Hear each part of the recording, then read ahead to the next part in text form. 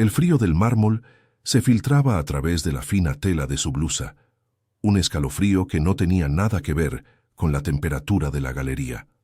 Alba Moreno, restauradora de 28 años, contenía la respiración mientras Ignacio Velasco, el dueño de aquel imperio de arte y silencios, acortaba la distancia entre ellos.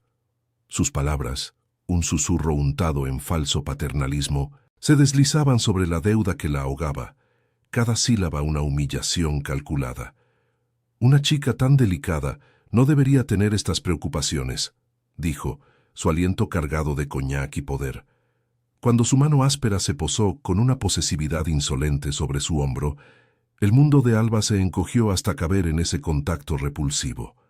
Justo en ese instante, las monumentales puertas de roble al fondo de la sala se abrieron sin el menor sonido, revelando dos siluetas oscuras recortadas contra la luz del pasillo.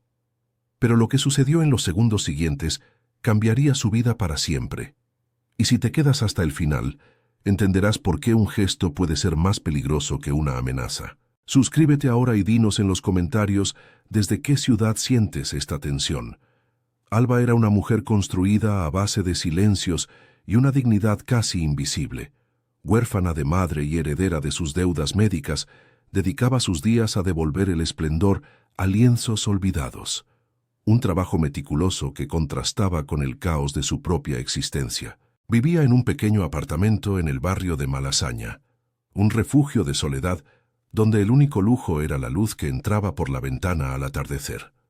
Su fortaleza no residía en la confrontación, sino en la resistencia, en su capacidad para soportar el peso del mundo sin dejar que su espíritu se quebrara, manteniendo intacto un código moral que para otros, como Velasco, era simplemente una debilidad que explotar. Ella no pedía nada, solo sobrevivir con la integridad que le quedaba. El entorno de la galería era su jaula dorada. El olor a óleo, trementina y polvo antiguo impregnaba el aire, una mezcla que antes le traía paz y ahora olía a trampa.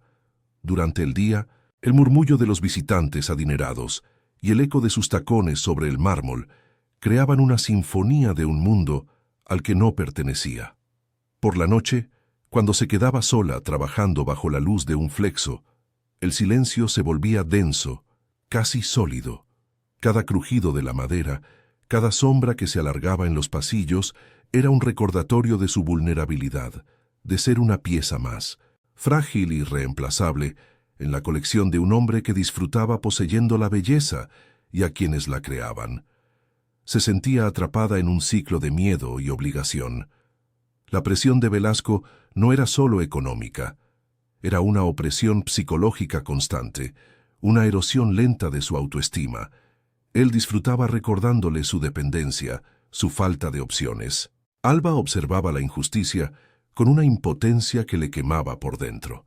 Hombres como él movían los hilos del mundo con impunidad, mientras que personas como ella luchaban cada día por no desaparecer. Esta conciencia de la desigualdad alimentaba una rabia silenciosa, una chispa de rebeldía que mantenía oculta bajo capas de prudencia y necesidad, esperando el momento en que ya no pudiera más. Su pasado era una herida que nunca terminaba de cerrar. La larga enfermedad de su madre había consumido no solo sus ahorros, sino también su juventud. Recordaba las noches en vela en el hospital, el olor a antiséptico mezclado con el perfume de su madre, y la promesa que se hizo a sí misma de ser fuerte por las dos. Esa deuda no era solo una cifra en un papel, era el peso tangible de su amor y su pérdida. Por eso aguantaba a Velasco, por eso soportaba la humillación. Cada fresco que restauraba, cada pigmento que aplicaba con pulso firme, era un acto de memoria, una forma de decirle a su madre que no se había rendido, que seguía luchando en un mundo que parecía diseñado para aplastarla. Aquella noche, sin embargo, algo en el aire era distinto.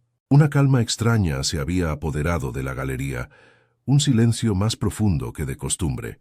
Mientras limpiaba con delicadeza el rostro de una virgen del siglo XVII, tuvo la inequívoca sensación de ser observada, no por los retratos que la rodeaban, sino por una presencia real y desconocida, una sombra fugaz en el reflejo de un cristal, el sonido casi imperceptible de un motor de alta gama deteniéndose en la calle desierta. Una tensión sutil, como la cuerda de un violín a punto de romperse, se instaló en la sala, anunciando que el precario equilibrio de su vida estaba a punto de hacerse añicos. El amanecer en Madrid la encontraba siempre en movimiento, una figura anónima más en el torrente humano que se vertía en el metro. El olor a metal y a café barato impregnaba el aire del vagón, un recordatorio diario de la distancia que separaba su realidad de los salones opulentos de la Galería Velasco. Cada día, el viaje era un descenso a un mundo que no era el suyo, un lugar donde su delantal de trabajo, pulcro pero gastado, la convertía en parte del mobiliario. Alba observaba los rostros cansados a su alrededor, reconociendo en ellos su misma lucha silenciosa por la supervivencia. Una batalla librada en la intimidad de facturas impagadas y sueños aplazados, lejos de las miradas indiferentes de la ciudad que nunca se detenía a preguntar. Su apartamento en Lavapiés era un microcosmos de su existencia, ordenado, silencioso y lleno de una belleza austera. Apenas 40 metros cuadrados, donde cada objeto tenía un propósito y una historia. Las herramientas de restauración descansaban sobre un paño de terciopelo, tratadas con la reverencia de un cirujano. En la pared, una única fotografía en blanco y negro de su madre sonriendo, un ancla en la tormenta de su soledad. Este pequeño refugio era el único lugar donde podía despojarse de la armadura que llevaba puesta todo el día, donde el silencio no era opresivo, sino un bálsamo que le permitía respirar y recordar quién era más allá de la deuda que la definía a los ojos del mundo. El trabajo era su única vía de escape y a la vez su condena. Con la punta de un pincel fino y un pulso que desafiaba la tensión de sus músculos, devolvía la vida a ángeles olvidados y a paisajes que habían perdido su luz. En la concentración absoluta que requería su oficio, el mundo exterior se desvanecía. Era una forma de meditación, un diálogo íntimo con artistas de otros siglos. Sin embargo, cada obra maestra que salvaba pasaba a manos de coleccionistas anónimos, un recordatorio constante de que ella solo era la guardiana temporal de una belleza que jamás podría poseer. Era una artesana invisible al servicio del lujo ajeno, su talento una mercancía más en el inventario de Velasco. La deuda era una presencia física, una sombra que se alargaba al final de cada mes. Las cartas del banco, con sus membretes intimidantes, se acumulaban en un cajón que nunca abría. No era solo dinero, era el eco de los últimos meses de vida de su madre, el precio de una esperanza que se había agotado en pasillos de hospital con olor a desinfectante. Cada euro que ganaba estaba ya destinado. Cada hora extra que trabajaba solo servía para mantener a raya a los lobos. Esta presión financiera era el arma perfecta de Velasco, una cadena invisible con la que la mantenía atada a su voluntad, sabiendo que su necesidad era más fuerte que su orgullo. Ignacio Velasco ejercía su poder con una crueldad sutil. No necesitaba alzar la voz. Su opresión se manifestaba en gestos calculados, una mano que se demoraba demasiado sobre su hombro al revisar su trabajo, una invitación a una cena para discutir su situación que sonaba a amenaza, o un cumplido sobre su aspecto que la hacía sentir sucia. Él disfrutaba viéndola encogerse, alimentando su ego con la vulnerabilidad de ella. Alba había aprendido a navegar estas interacciones con una diplomacia forzada, respondiendo con monosílabos y manteniendo una distancia física que él se deleitaba en acortar. Cada encuentro la dejaba con un regusto amargo a impotencia. Por la noche, cuando el silencio de su apartamento la envolvía, Alba se permitía soñar. Se imaginaba en un pequeño taller propio, con la luz del sol entrando por un gran ventanal y el olor a pigmentos y madera vieja. Un lugar donde el arte no fuera una transacción, sino una pasión compartida. Soñaba con viajar a Florencia, caminar por las mismas calles que los maestros del Renacimiento y sentir la historia bajo sus pies. Eran sueños modestos, anhelos de una libertad que parecía inalcanzable. Esta vida paralela, tejida en la intimidad de su mente, Era lo que le daba la fuerza para levantarse cada mañana y volver a entrar en la jaula dorada. Los símbolos de su cautiverio la rodeaban. El reloj de pie de la galería, cuyo péndulo marcaba el paso de las horas con una solemnidad fúnebre, parecía medir el tiempo que le robaban. Cada tic-tac era un recordatorio de que su vida estaba en pausa, subyugada a la voluntad de otro. Su uniforme, una blusa blanca y una falda oscura, era una armadura y una condena. La despojaba de su individualidad, convirtiéndola en la restauradora, una función, no una persona. Se lo quitaba cada noche, como quien se arranca una piel ajena, anhelando el día en que su ropa volviera a ser una elección y no una imposición. A menudo, mientras trabajaba en un rincón apartado, observaba el desfile de la élite madrileña por la galería. Mujeres vestidas de seda y hombres con relojes que costarían más de lo que ella ganaría en una década. Hablaban de arte como una inversión, de la belleza como un activo financiero. Para ellos, Alba era invisible, una presencia funcional que se confundía con las sombras. Esta aguda conciencia de la brecha social no le generaba envidia, sino una profunda tristeza y una rabia sorda.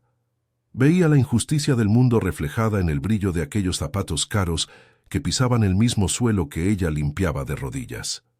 Esa tarde, la galería cerró más temprano para un evento privado. El personal se marchó, pero Velasco le ordenó que se quedara para terminar un detalle urgente en un retablo. La atmósfera cambió al instante. El espacio, antes lleno de murmullos, se sumió en un silencio denso y expectante. Alba sintió cómo se erizaba el vello de su nuca. Sabía que no se trataba del trabajo. Era una trampa, una puesta en escena diseñada por él para tenerla sola y a su merced. El aire se volvió pesado, cargado con la inminencia de una confrontación que había estado evitando durante meses, y supo que esa noche no podría escapar. Él se acercó cuando ella estaba de espaldas, limpiando un delicado pan de oro. No hizo ruido, pero Alba sintió su presencia como una bajada de temperatura en la sala. «Un trabajo exquisito, querida. Tienes manos de ángel», susurró Velasco cerca de su oído, su voz una caricia venenosa. Antes de que pudiera reaccionar, la había acorralado contra el andamio, bloqueando su única salida. Su cuerpo se tensó, el miedo se mezcló con una oleada de furia helada. «Hablemos de cómo puedes saldar tu deuda de una forma más creativa», continuó él, su sonrisa depredadora reflejándose en el barniz fresco del lienzo. En ese momento, ella dejó de ser la víctima sumisa. Las dos siluetas se materializaron desde la penumbra del pasillo, recortadas contra un contraluz que les confería un aire casi irreal. No caminaban, se deslizaban. El hombre que iba delante, alto y de hombros anchos, vestía un traje oscuro de un corte tan impecable que parecía cosido sobre su piel. Se movía con una economía de gestos absoluta, una calma depredadora que absorbía todo el sonido a su alrededor. El pánico de Velasco fue instantáneo y visceral, una contracción de sus facciones que lo despojó de toda su arrogancia. El aire de la galería, antes cargado de amenaza y coñac, se enrareció de golpe, volviéndose denso y frío, como el interior de una cripta recién abierta. El hombre del traje oscuro no era un hombre, era una presencia. Se llamaba Héctor Reyes, y su nombre se pronunciaba en susurros en los círculos más exclusivos y peligrosos de Madrid. No era conocido por su violencia explícita, sino por el silencio que dejaba a su paso, negocios que se hundían, rivales que desaparecían, destinos que se reescribían con una sola mirada. Su rostro, de rasgos duros y elegantes, era una máscara de control impenetrable, pero en sus ojos oscuros había una quietud antigua, la de alguien que ha visto demasiado y ha pagado un precio por ello. Una finísima cicatriz, casi invisible, le cruzaba una ceja, el único defecto en una fachada de poder absoluto. Pero sus ojos no se detuvieron en el rostro descompuesto de Velasco. Pasaron sobre él con una indiferencia gélida y se clavaron en Alba. No fue una mirada lasciva ni compasiva. Fue algo mucho más complejo y perturbador, un escrutinio profundo, analítico, como si estuviera leyendo las grietas de su alma del mismo modo que ella leía las de un lienzo antiguo. Vio el bisturí de restauración que ella empuñaba con dedos temblorosos pero firmes, la postura defensiva de su cuerpo y, sobre todo, la llama de orgullo intacto que ardía en su mirada asustada. Vio una fortaleza que no encajaba con su fragilidad aparente, y algo en él se movió. Una cuerda olvidada que vibró con una nota extraña. Alba sintió esa mirada como un contacto físico, una corriente eléctrica que la recorrió de pies a cabeza. El miedo a Velasco se disolvió, reemplazado por un terror distinto, más primario y sobrecogedor. Era el pavor que se siente ante una fuerza de la naturaleza, un poder tan inmenso que escapaba a su comprensión. Se sintió completamente transparente bajo aquellos ojos, como si él pudiera ver cada una de sus deudas, cada una de sus noches en vela, cada sueño roto. Por un instante, el mundo se redujo a ese silencio tenso entre ellos, un abismo en el que ella no sabía si estaba cayendo o siendo salvada de la caída. El segundo hombre, su hermano Sergio, se mantuvo un paso por detrás, una sombra leal y vigilante. Era más joven, con una tensión contenida en su mandíbula y una mirada inquieta que barría la sala, registrando cada detalle, cada posible amenaza. Su quietud era diferente a la de Héctor. No era calma, sino la inmovilidad de una pantera a punto de saltar. Juntos formaban una unidad perfecta de poder y peligro, un muro infranqueable. La presencia de Sergio no hacía más que acentuar la autoridad de su hermano, dejando claro que Héctor nunca estaba solo, que su voluntad era ejecutada sin preguntas y sin vacilaciones. Héctor dio un paso al frente. El sonido de sus zapatos de piel, caros y pulidos, resonó sobre el mármol con una claridad profética. Cada paso era deliberado, medido, acortando la distancia no solo con Velasco, sino con el epicentro de la injusticia que había presenciado. No apartó la vista de Alba mientras se acercaba, como si le estuviera pidiendo un permiso silencioso para intervenir en su mundo, para romperlo en pedazos con el fin de reconstruirlo bajo sus propias reglas. Velasco retrocedió instintivamente, tropezando con su propia cobardía, convertido en un insecto bajo la sombra de un gigante. «Su deuda ahora es nuestra», dijo Héctor. Su voz era grave, sin inflexiones, pero cada palabra cayó en el silencio de la galería, con el peso de una losa de granito. No era una oferta ni una negociación, era un decreto. El sonido de su voz envolvió a Alba, una vibración profunda que pareció calmar el temblor de sus manos. Escuchó la frase y su mente se negó a procesarla. ¿Nuestra? ¿Quiénes eran ellos? ¿Qué significaba esa transferencia de propiedad sobre su vida, sobre el último vestigio del amor de su madre? La salvación tenía el sabor amargo de una nueva forma de cautiverio, más elegante, pero infinitamente más peligrosa. Luego, Héctor giró lentamente la cabeza y, por primera vez, posó sus ojos en el patético Ignacio Velasco. «Y tú no volverás a tocar lo que nos pertenece». La última palabra, pertenece, fue pronunciada con una suavidad letal, una afirmación de posesión tan absoluta que helaba la sangre. No era una amenaza, era el establecimiento de un nuevo orden. En esa simple frase, Alba dejó de ser una empleada endeudada para convertirse en un activo, un objeto bajo la protección de un poder que no podía ni empezar a imaginar. La mano de Velasco, que seguía suspendida en el aire, cayó a su costado como si le hubieran cortado los tendones. Sin decir una palabra más, Héctor se dio la vuelta.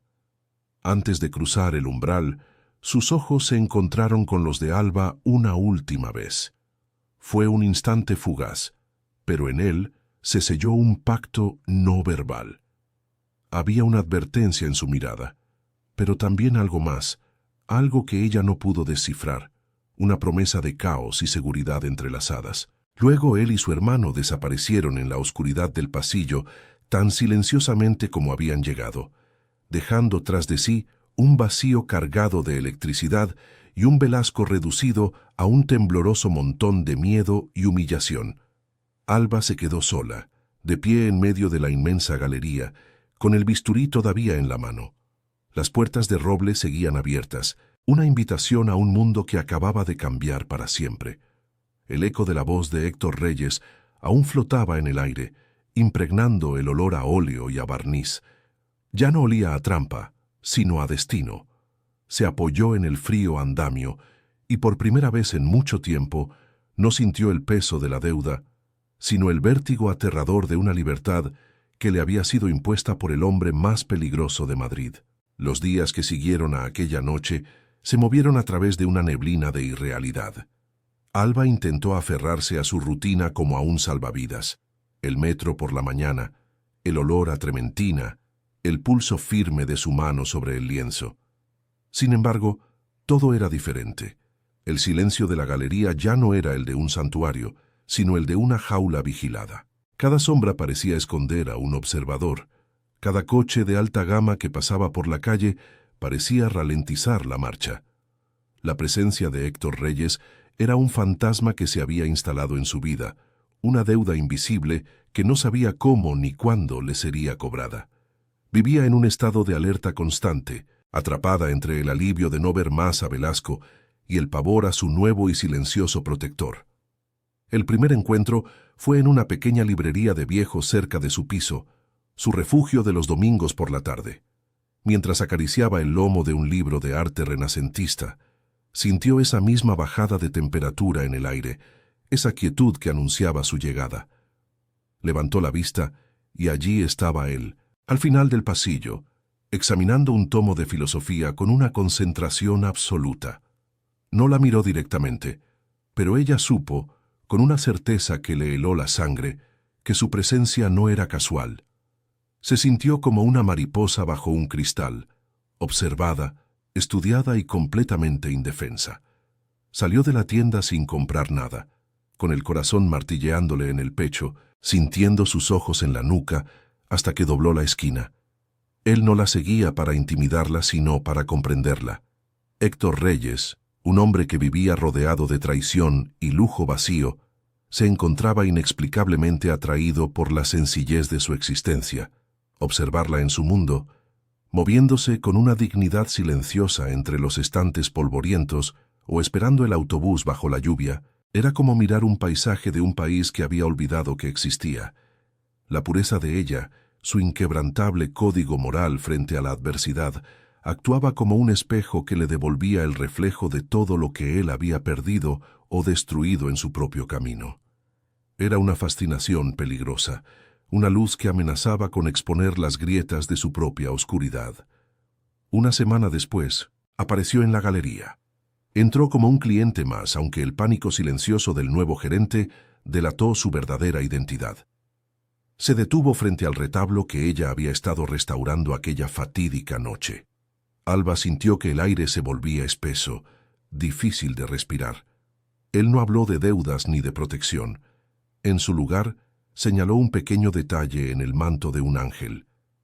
El azul ultramar, dijo en voz baja, casi para sí mismo. Un pigmento más valioso que el oro en su tiempo. Requiere paciencia.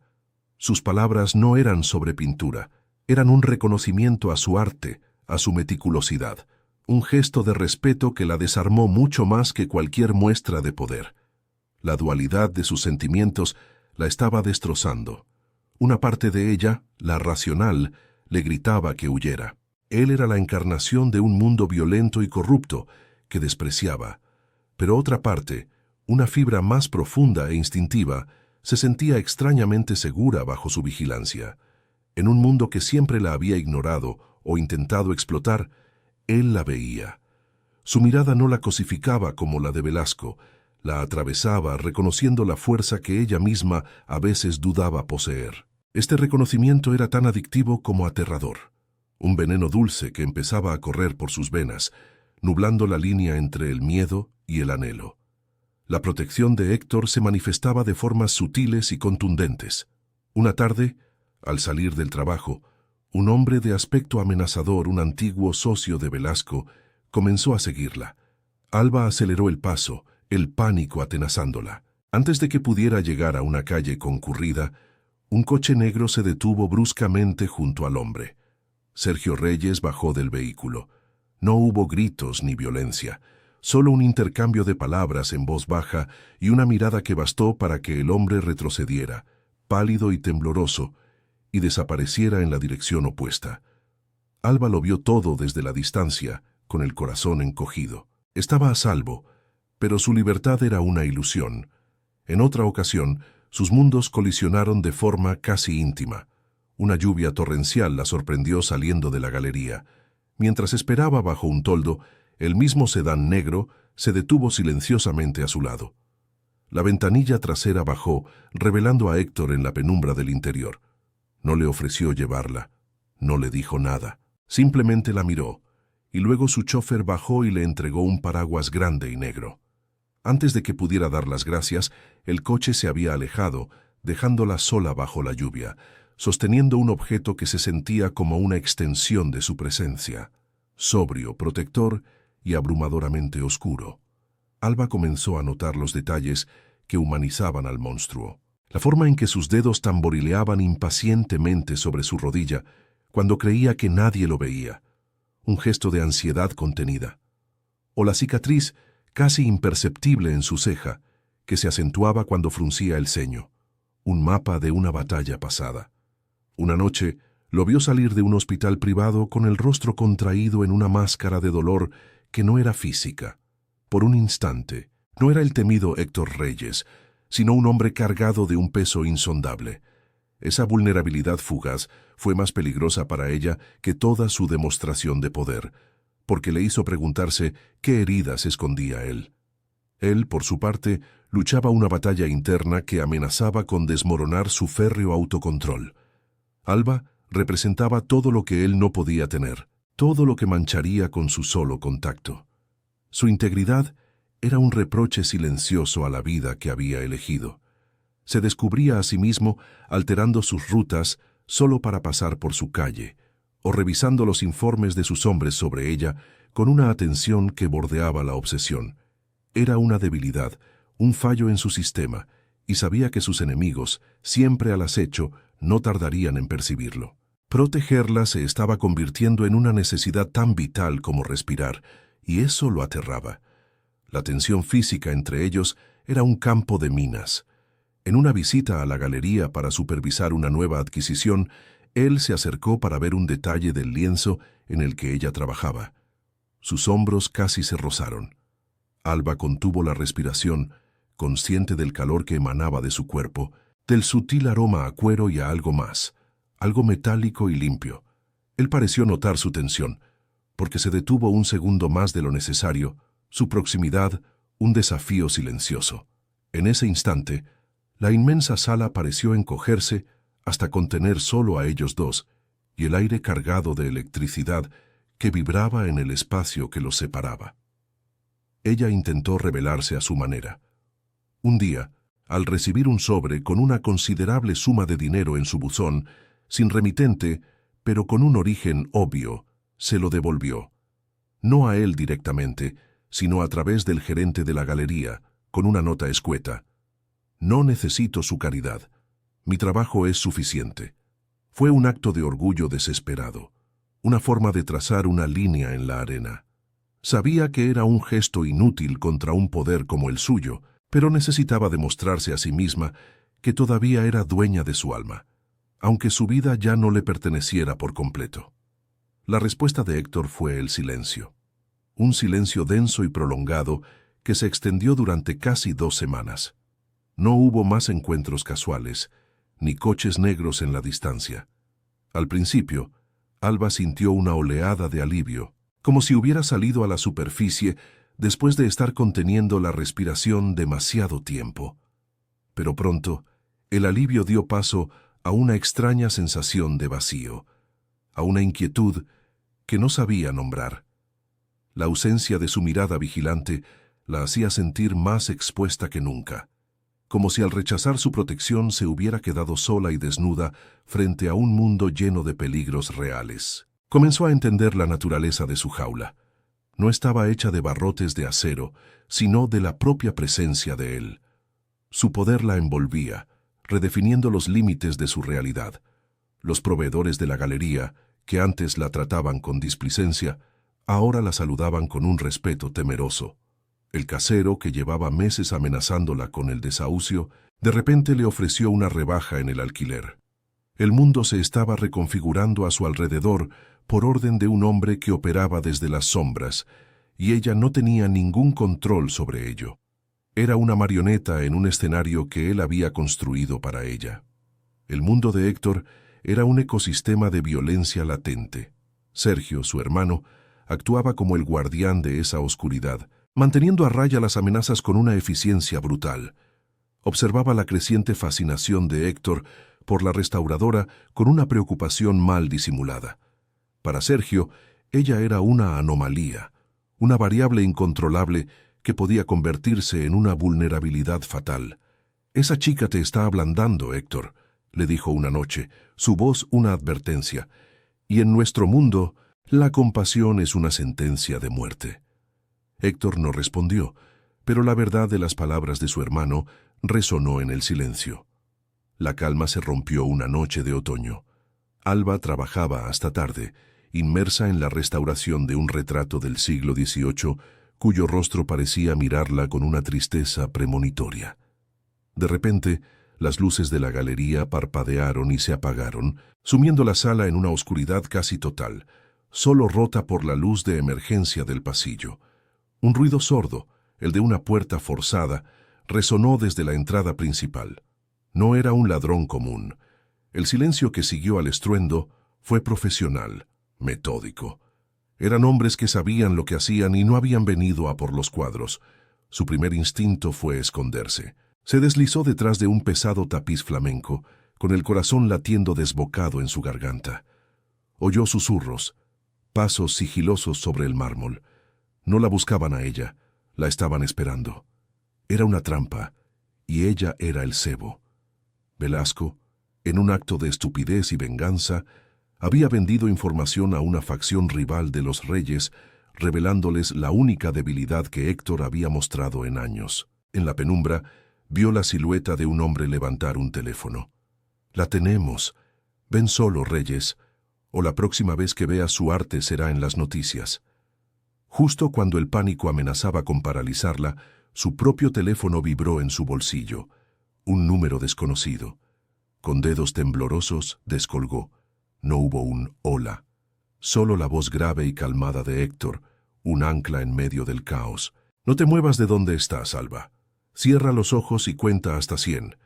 No los abras por nada del mundo». Su voz no contenía miedo, sino una furia helada, la promesa de una devastación inminente.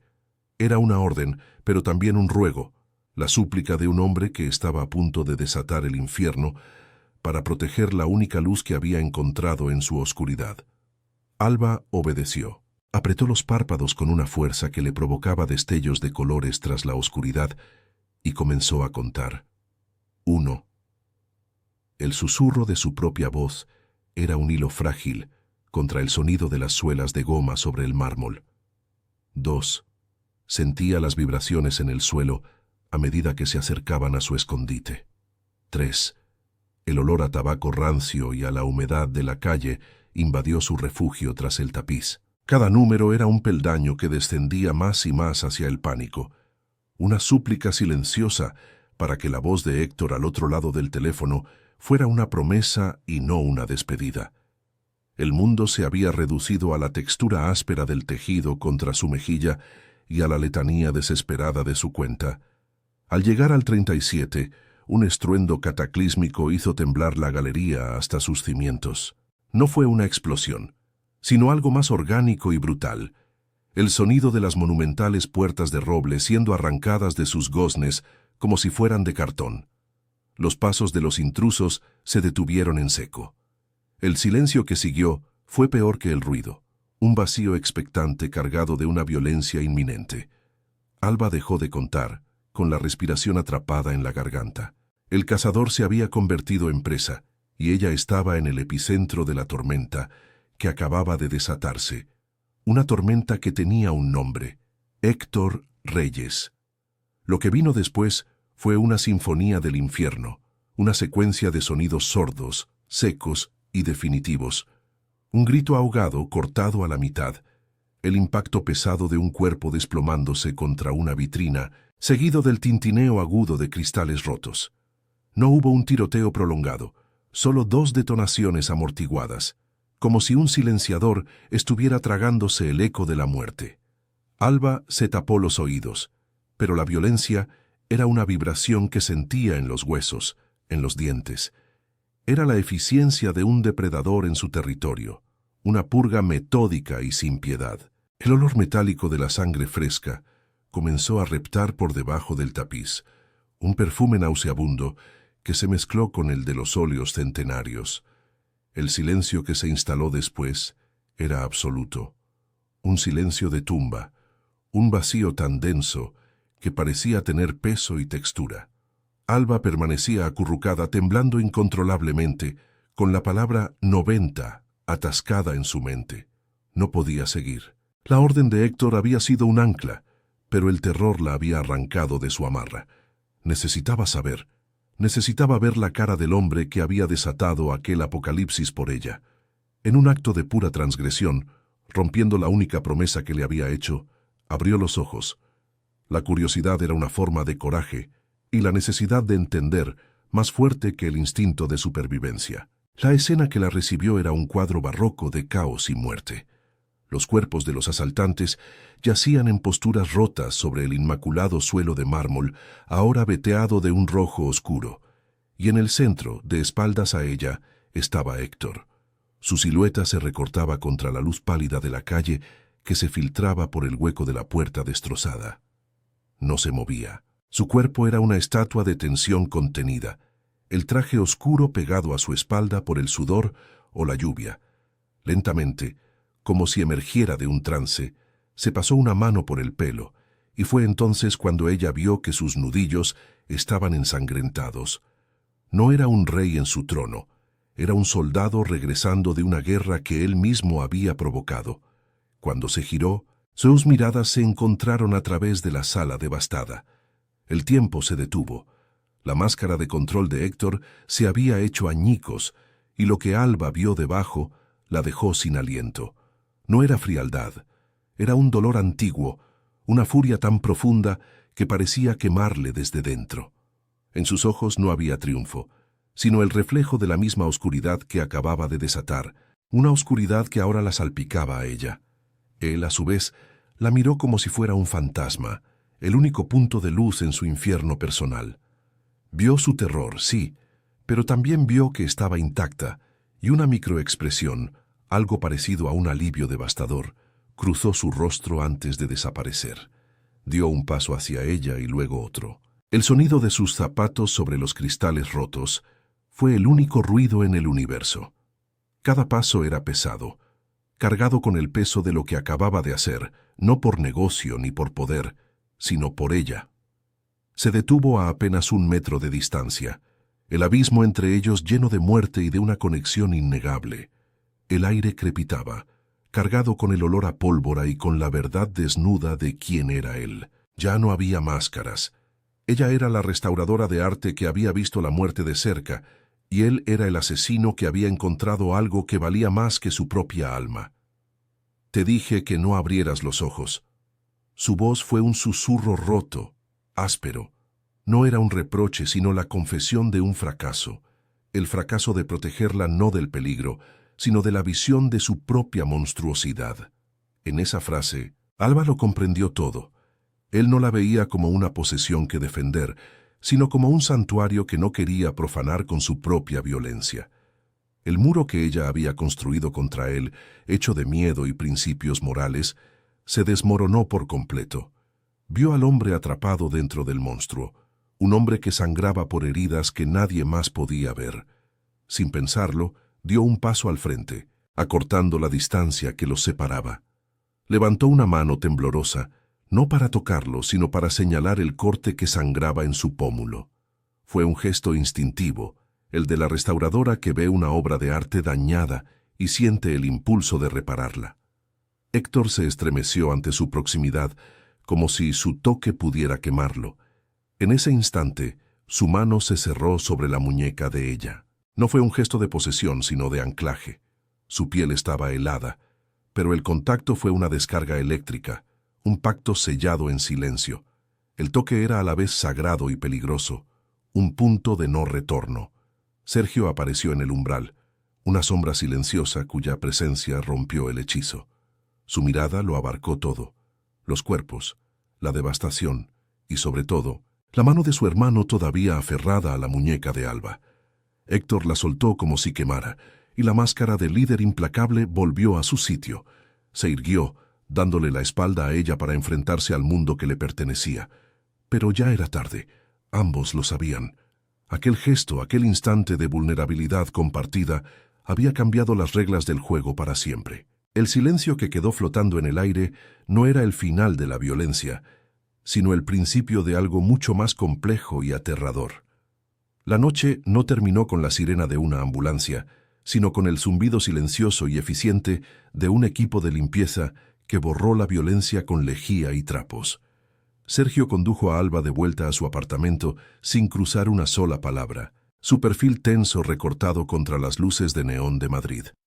Al dejarla en su portal, el único sonido fue el clic metálico de la cerradura al cerrarse. Dentro, Alba se apoyó contra la puerta, el cuerpo entumecido por el shock. No sentía miedo ni alivio, solo un vacío inmenso. La galería, su refugio, había sido profanada, convertida en un altar de sacrificio, y ella, la reliquia que se pretendía proteger, había quedado manchada por la sangre derramada en su nombre, una marca indeleble que no se iría con el amanecer. Los días siguientes se convirtieron en una larga y silenciosa espera. La galería permaneció cerrada por reformas imprevistas. Su teléfono no sonó. No hubo más coches negros en la distancia, ni encuentros fortuitos en librerías. Héctor Reyes se había desvanecido de su vida con la misma contundencia con la que había entrado. Su ausencia era una presencia física, un hueco en el aire que la asfixiaba lentamente.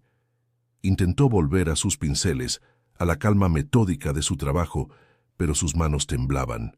Cada color le parecía opaco, cada rostro en los lienzos la miraba con una acusación silenciosa. El silencio de él no era paz, era un castigo, un muro de cristal que la separaba del mundo que ahora sabía que existía. Él se había replegado en su propia oscuridad, una retirada estratégica y emocional.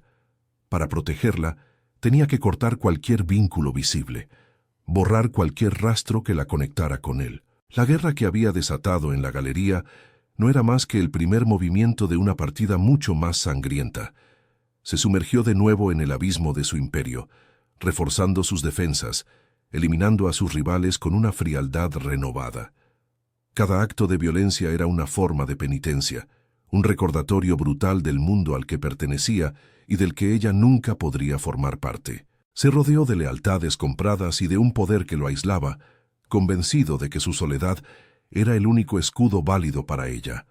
Alba, atrapada en el eco de esa noche, luchaba con el peso de su propia conciencia. La salvación había llegado a un precio moral que no estaba segura de poder pagar. Se pasaba horas mirando por la ventana de su apartamento, viendo cómo la lluvia dibujaba cicatrices líquidas en el cristal. La ciudad seguía su ritmo indiferente, ajena a la batalla que se libraba en su interior. ¿Cómo podía reconciliar la gratitud que sentía con el horror de los medios que él había empleado? La línea entre el bien y el mal, antes tan nítida en su mente, se había vuelto borrosa, una acuarela de grises, donde un monstruo podía tener el gesto más humano que jamás había conocido. La sensación de seguridad que su presencia le había conferido se transformó en una paranoia sutil. Cada sombra en una esquina, cada hombre con traje oscuro que se cruzaba en su camino, le provocaba un respingo. Antes la vigilancia de Héctor era una red invisible que la protegía. Ahora, su ausencia la dejaba expuesta a un peligro que ya tenía nombre y rostro. Vivía en una tierra de nadie, ya no pertenecía a su antigua vida de inocencia precaria, pero tampoco tenía lugar en el mundo sombrío de él. Era un fantasma entre dos realidades, marcada por un secreto que la aislaba de todos los que la rodeaban, y la convertía en un posible objetivo para los enemigos que él había dejado atrás. Una tarde, mientras ordenaba su pequeño salón, encontró el paraguas negro que el chófer de Héctor le había entregado aquella noche de tormenta. Lo cogió, la tela todavía fría y lisa al tacto, Era un objeto funcional, anónimo, pero en sus manos se sentía como una reliquia, el último vestigio tangible de su conexión. Al abrirlo, el mecanismo emitió un sonido sordo y seco, como el de una de las detonaciones que había oído en la galería. El recuerdo del contacto de su mano en su muñeca, la frialdad de su piel contra la suya, volvió con una intensidad abrumadora. Era el fantasma de un toque que contenía a la vez una promesa y una advertencia, un anclaje a un hombre que era tanto su salvador como su perdición. El dolor de su ausencia, al principio agudo y confuso, comenzó a transformarse en una lúcida comprensión. El alejamiento de Héctor no era un rechazo, sino el acto de protección más puro y cruel que podía ofrecerle. La había salvado de sus enemigos solo para tener que salvarla de sí mismo, de la mancha inevitable que su mundo dejaría en el de ella. Esta revelación no alivió la soledad, pero le dio un propósito.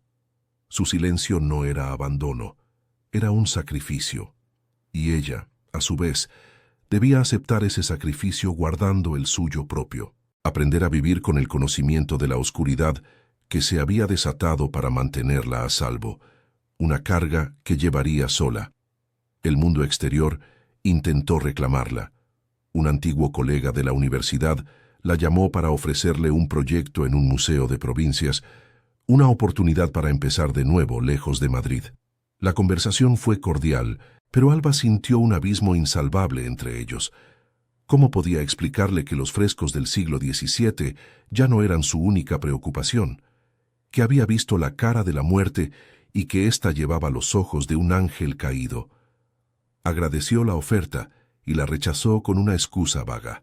No podía huir. Marcharse no borraría la memoria, solo la convertiría en una fugitiva de su propia historia. Su destino, para bien o para mal, estaba anclado a aquella galería. Ignacio Velasco desapareció. Su nombre se borró de las crónicas sociales y de los consejos de administración. La galería fue vendida a un consorcio internacional anónimo y reabrió sus puertas bajo una nueva dirección, más fría, más corporativa. El poder de Héctor era así, silencioso, absoluto e invisible. Reconfiguraba la realidad sin hacer ruido, extirpando tumores con la precisión de un cirujano.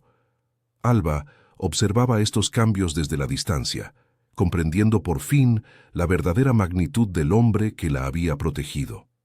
Él no era solo un criminal, era una fuerza de la naturaleza, y ella había sido el ojo tranquilo de su huracán. El tiempo se estiró, convirtiéndose en semanas de un silencio denso y pesado. El reloj de pie de su apartamento marcaba las horas con una solemnidad fúnebre. Cada tic-tac, un eco del vacío que él había dejado. Alba volvió al trabajo en la nueva galería, un fantasma en su propia vida, moviéndose entre obras de arte que ya no le hablaban. La conexión entre ellos no se había roto, se había transformado en un hilo invisible y tenso, una pregunta suspendida en el aire. No sabía si volvería a verlo, pero sentía su presencia en cada sombra, en cada silencio, un eco persistente de lo que no se había dicho y de lo que quizás nunca se diría. Pasaron 6 meses, 6 meses de un silencio tan profundo que Alba a veces dudaba si aquella noche de sangre y cristales rotos había sido real. La galería, ahora bajo una nueva y anónima dirección, se había convertido en un espacio frío y corporativo que ya no sentía como suyo. Ella había encontrado una precaria normalidad, una rutina construida sobre las ruinas de su antigua vida. Aquella noche, invitada por su nuevo jefe, se encontraba en una subasta benéfica en el Museo del Prado. Rodeada por el murmullo aterciopelado de la élite de Madrid, se sentía como una de sus restauraciones, recompuesta en la superficie, pero con las grietas de la historia visibles para quien supiera mirar. La melancolía era una compañera constante, el eco de una presencia que se negaba a desaparecer. Fue entonces cuando lo vio. Al otro lado de la inmensa sala, cerca de una columna de mármol, estaba él, Héctor Reyes. Vestía un smoking de un negro tan absoluto que parecía absorber la luz a su alrededor. No estaba con nadie, pero el espacio a su lado era un vacío respetuoso que nadie se atrevía a cruzar. Era una isla de quietud gélida en medio del océano social, el depredador en reposo, observando el mundo con una indiferencia estudiada.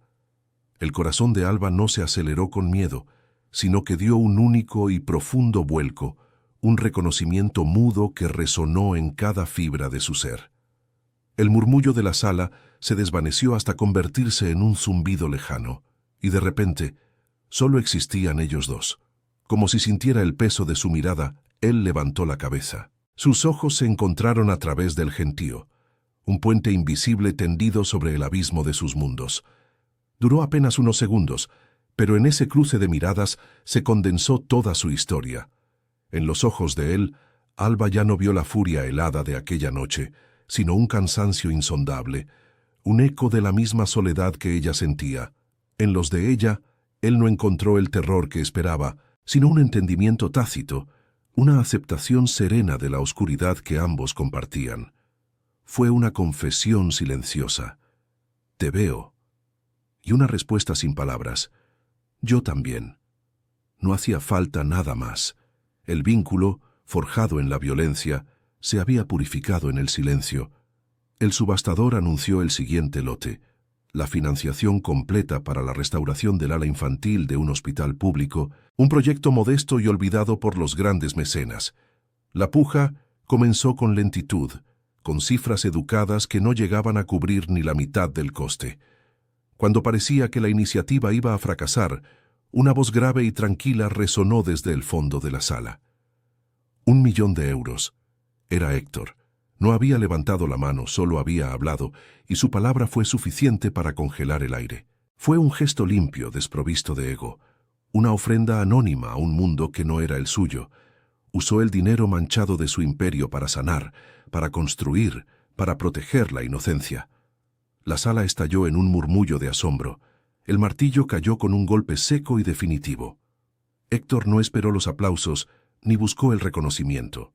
Sin una segunda mirada en dirección a Alba, se dio la vuelta y caminó hacia la salida, desapareciendo entre las sombras del vestíbulo con la misma discreción con la que había vivido en la mente de ella durante meses. Alba comprendió en ese instante. No era una compra, era una restitución. Un acto de redención silencioso dirigido a ella, la única persona en esa sala que podía entender su verdadero significado. La deuda, la verdadera deuda, acababa de ser saldada. Y con ese gesto, él no solo la había liberado a ella, sino que había comenzado a liberarse a sí mismo. Alba se quedó inmóvil mientras la multitud reanudaba sus conversaciones, ajena al milagro que acababa de presenciar. Se llevó una mano a la muñeca, al lugar exacto donde la piel de él la había tocado aquella noche. El fantasma de un contacto que ya no quemaba, sino que anclaba. No sabía si volvería a verlo, pero ya no importaba. Ambos habían sido transformados por la colisión de sus mundos, marcados para siempre por una conexión que desafiaba la lógica y la moral. Algunas marcas no eran cicatrices, sino la prueba de que incluso en la más profunda oscuridad, alguien te había visto de verdad.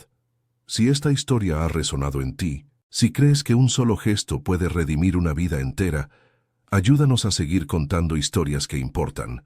Dale a me gusta, comparte y cuéntanos en los comentarios qué sentiste en este reencuentro silencioso. Tu apoyo es nuestra luz.